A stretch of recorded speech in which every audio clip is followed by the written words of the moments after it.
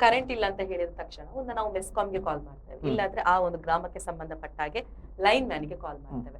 ಅದ್ರ ನೆಕ್ಸ್ಟ್ ಯಾರು ಬರ್ತಾರೆ ಸರ್? ಅಲ್ಲ ಎಇ ಬರ್ತಾರೆ.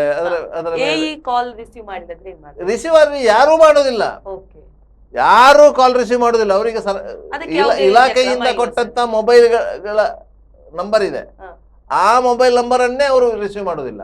ಓಕೆ, ಅದರ ಬೇಜವಾಬ್ದಾರಿತನವಾ ಅಥವಾ ಬೇಜವಾಬ್ದಾರಿತನ? ಯಾಕಂತ ಹೇಳಿದ್ರೆ ಅವರು ಯಾರ್ಯಾರ ಫೋನ್ ರಿಸೀವ್ ಮಾಡ್ಬೇಕು ಅಂತ ಹೇಳಿ ಎಲ್ಲರ ನಂಬರ್ಗಳನ್ನ ಫೀಡ್ ಮಾಡಿ ಇಟ್ಟುಕೊಂಡಿರ್ತಾರೆ. ಅವ್ರ ಅನ್ನೋನ್ ನಂಬರ್ ಅನ್ನ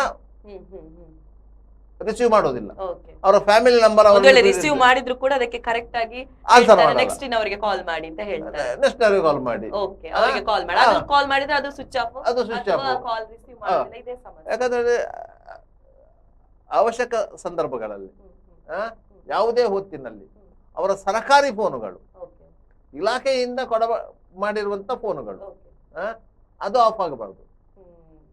ಆದ್ರೆ ಕೆಲವು ನಂಬರ್ಸ್ ಸ್ವಿಚ್ ಆಫ್ ಬರುತ್ತೆ. ಸ್ವಿಚ್ ಆಫ್ ಬರ್ತದೆ, ಅದು ತಪ್ಪು.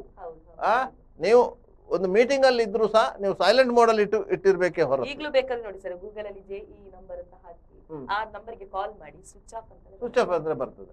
ನಾವು ಕೂಡ ಇಲ್ಲಿ ಈ ಒಂದು ಸ್ಟುಡಿಯೋದಿಂದ ಸಾಕಷ್ಟು ಬಾರಿ ಪ್ರಯತ್ನ ಪಡ್ತೀವಿ ಅಧಿಕಾರಿಗಳಿಗೆ ಕಾಲ್ ಮಾಡಿ ರಿಸೀವ್ ಮಾಡಿ. ಎಲ್ಲ ಸರ್ಕಾರಿ ಅಧಿಕಾರಿಗಳು ಇದೇ ರೀತಿಯ ಮನೋಭಾವವನ್ನ ಹೊಂದಿರುವವರು. ಸಾರ್ವಜನಿಕ ಸೇವೆಗಾಗಿ ನಾವು ಇದ್ದೇವೆ ಎನ್ನುವುದನ್ನು ಮರೆತೇ, ಇದು ನಮ್ಗೆ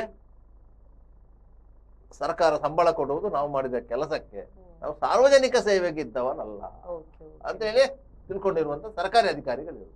ಯಾಕಂತ ಹೇಳಿದ್ರೆ ಇದಕ್ಕೆ ಯಾವುದೇ ರೀತಿಯ ಕ್ರಮ ತಗೊಳ್ಳಿಕ್ಕಾಗುದಿಲ್ಲ. ನೋಡಿ, ಅದೇ ಇಲಾಖೆಯ ಹಿರಿಯ ಅಧಿಕಾರಿಗಳು ಅದರ ಬಗ್ಗೆ ಕ್ರಮ ತಗೊಳ್ಬೇಕು.